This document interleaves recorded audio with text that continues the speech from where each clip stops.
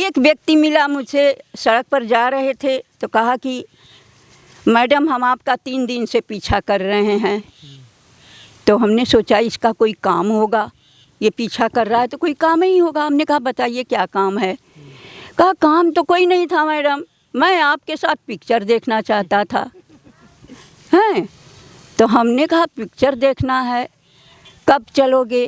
तो कहा कि अब यही जो है 6 से 9 वाला देखा जाए। 15 साल की उम्र में कर दी गई और उस समय इतने ही उम्र में शादी लड़कियों की कर दी जाती। तो जो बच्चा पैदा हुआ था तो 5 दिन का था और मैं छठी भी नहीं नहाई थी। तो रिक्शा पर पर्दा डाल करके मैं एग्ज़ाम देने गई। 5 दिन का बच्चा हमको हाई स्कूल का एग्ज़ाम दिलवाया। उस समय काशी विद्यापीठ में हाई स्कूल न कह के विशारद कहा जाता था।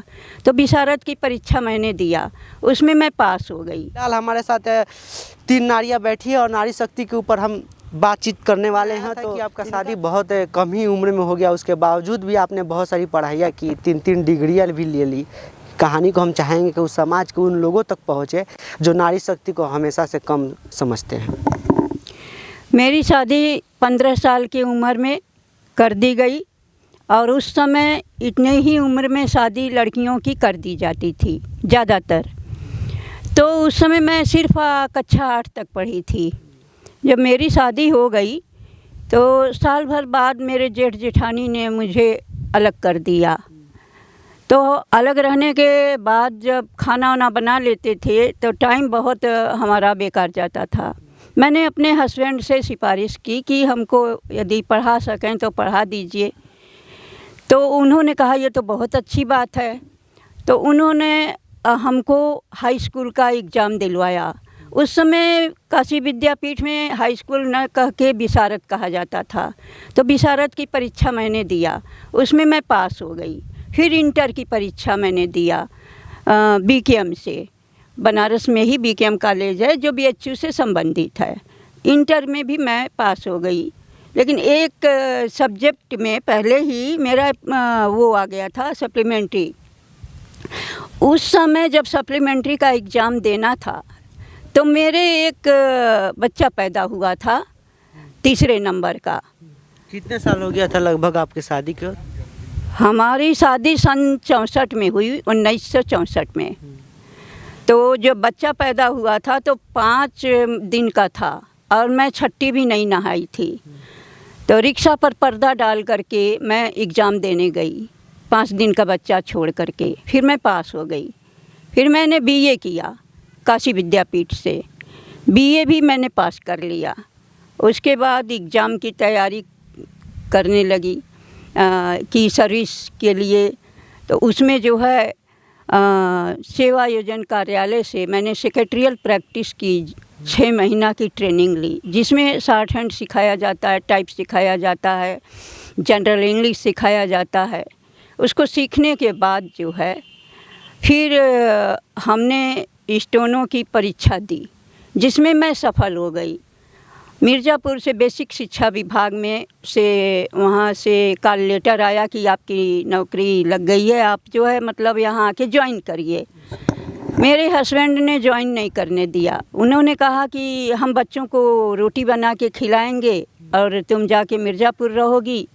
मैं अपने मन को महसूस कर रह गई। हम आपको यही रोकना चाहेंगे। अक्सर समाज में ऐसा देखा जाता है कि ज़्यादातर घरों में हाउसवाइफ बन के ही बहुत सारे स्त्रियों को रखना लोग पसंद करते हैं, बाहर भेजना पसंद नहीं करते हैं। इसको लेकर के आप क्या कहिएगा? देखिए, आजकल के जो समय चल रहा है उसमें तो महिलाओं के लिए अब कहीं भी कोई भी क्षेत्र में रोक टोक नहीं है। इतना तो गार्जियन भी अब समझ चुके हैं कि हर बच्चों को, हर लड़कियों को अब अपने पैरों पर खुद खड़ा होना ज़रूरी है और ये हम सभी मानते हैं। और इसका प्रत्यक्ष प्रमाण हमारी शीला जी ही हैं। ये हम लोगों की महिलाओं के लिए प्रेरणा स्रोत हैं। इनके आदर्श पे ही चल के देख के हम लोग को और भी ऊर्जा मिलती है और हम चाहते हैं कि हम लोग भी इनके जैसे समाज के लिए, अपने परिवार के लिए आगे कार्य करते रहें। अच्छा, फिर से हम वहीं से कंटिन्यू करना चाहेंगे जहां आपके पति ने आपको रोक दिया था बाहर काम करने से। यस। उसके बाद मैंने से एक शर्त रखी। हमारी तबीयत ख़राब हुई, बीएचयू में भर्ती हुए। तो हमने कहा कि इतना पैसा भी नहीं है, दवा के लिए पैसा भी नहीं था। हमने कहा अपने भाई से 1000 रुपया सिर्फ मांग लीजिए, यदि वो दे देते हैं तो मैं नौकरी नहीं करूँगी, और नहीं देते हैं तो आप हमको करने दीजिएगा। ये शर्त उन्होंने मान ली। जब उन्होंने पैसा मांगा तो उनके भाई ने कहा कि 100-200 से काम चले तो ले लीजिए, नहीं तो इतना तो मेरे पास नहीं है। फिर वो आके मुझको बताए, तब वो शर्त मेरी जो है उन्होंने मंजूर कर लिया। उसके बाद मैंने फार्म भरना शुरू किया। तब जो ये नौकरी हमारी मिर्ज़ापुर में लगी थी, तब वही शर्त मंजूर होने के बाद ही लगी थी। तो वहाँ तो मैं कर नहीं पाई, तो शर्त फिर उन्होंने रखा कि आपको बनारस में करना हो तो कर लीजिए, बाहर तो नहीं जाना है। मैंने बनारस में प्रयास किया, मैं इसमें सफल हो गई। वाराणसी विकास प्राधिकरण में मुझे जो है स्टोनों का काम करने के लिए रखा गया, लेकिन वेतन जो है लिपिक का दिया जाता था। चूँकि मुझे शॉर्ट हैंड आता था, इसलिए मुझे लिपिक पर ज्वाइनिंग करा करके, लेकिन काम स्टोनों का लेते थे।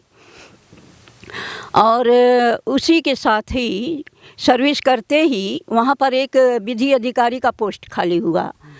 तो हमने सोचा कि ये क्यों ना हम पा जाएं। जज्बात तो रहबे किया और कुछ कर गुजरने की भी हमारे में हिम्मत थी। तो ये पता लगा कि LLB जो किया होगा उसको मिलेगा। तो मैंने LLB का फार्म भर करके तुरंत हरिश्चंद्र डिग्री कॉलेज से LLB किया।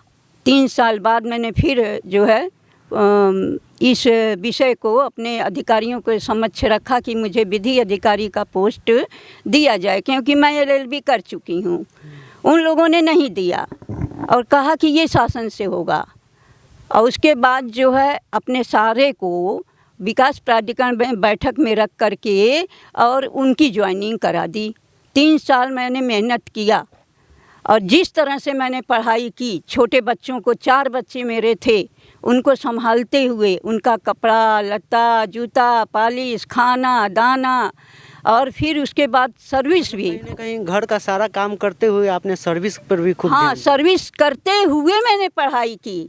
कि अक्सर समाज में देखा जाता है कि लड़कियों की फ्रीडम की बात आती है, लेकिन जब फ्रीडम देने की बात आती है तो अक्सर लोग पीछे हट जाते हैं। आप क्या कहना चाहेंगे? ये तो स्वाभाविक बात है कि पुरुष वर्ग जो है अपने से ज़्यादा महिला लोगों को अपने से आगे बढ़ना नहीं चाहते हैं।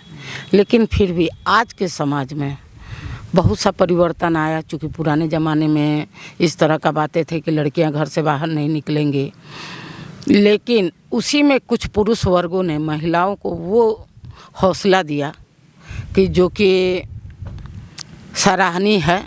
और उन लोगों को जो अपने बच्चों को और बच्चियों को आगे बढ़ाने में और औरतों को सहायता दिया, उन लोगों को मैं धन्यवाद देती हूँ कि आज उन्हीं के बल पर अगर वो घर से बाहर नहीं निकालते तो आज हम भी इस जगह पे नहीं होते। हम भी बर्तन चौका करते हुए अपने परिवार के साथ गुजार कर लेते हैं। लेकिन आज उन लोगों को धन्यवाद दे रहे हैं जिन्होंने हम लोगों की महत्वाकांक्षा को समझा, परखा और सहयोग दिया। मेरा सर्विस पीरियड में बहुत ऐसे लोगों से सामना पड़ा जो कि मुझे लालच देकर, मतलब अपने गिरफ्त में भी लेने की कोशिश किए कि ये मतलब मेरे साथ घूमने चले, फिरने चले।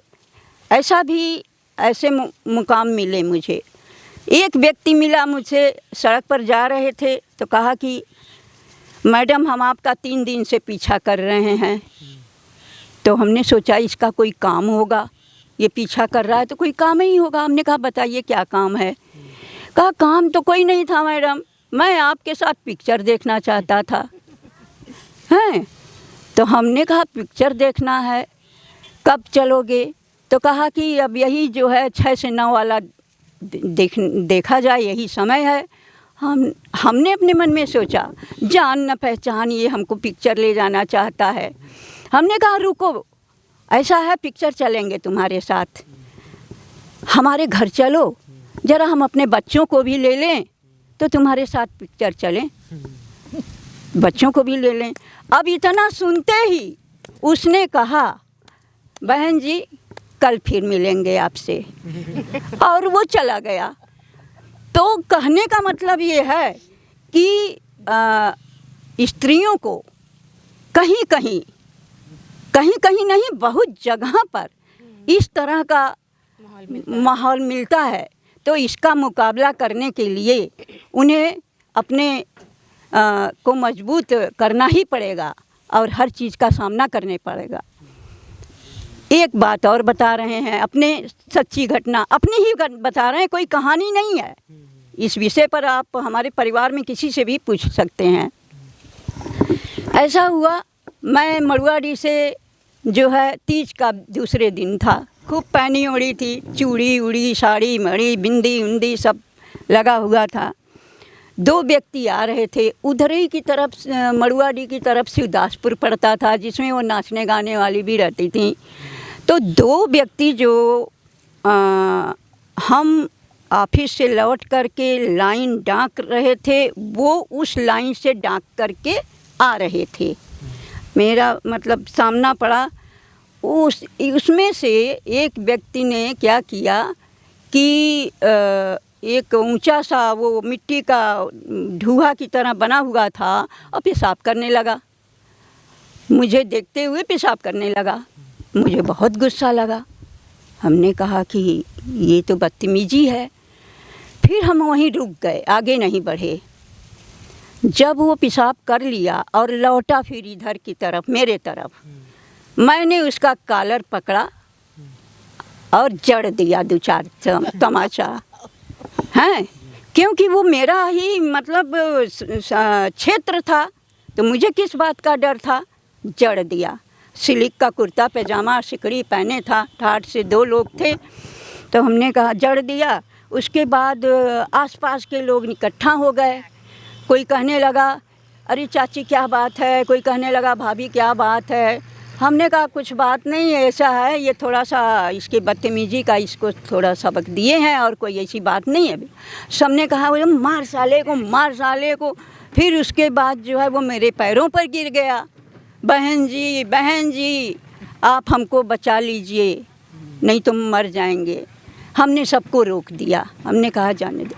फिर उसको जो है सब लोगों ने मिल के मेरा पैर पकड़वाया, माफ़ी मंगवाया, और फिर मैंने कहा कि तुम अपनी बहन हैं, माँ हैं, और उन्हीं की तरह और लोगों को भी समझा करो, हैं। आज बच गए बेटा, नहीं तो ये लोग तो तुमको जितना हम मार देते ना कि तब समझ में आता।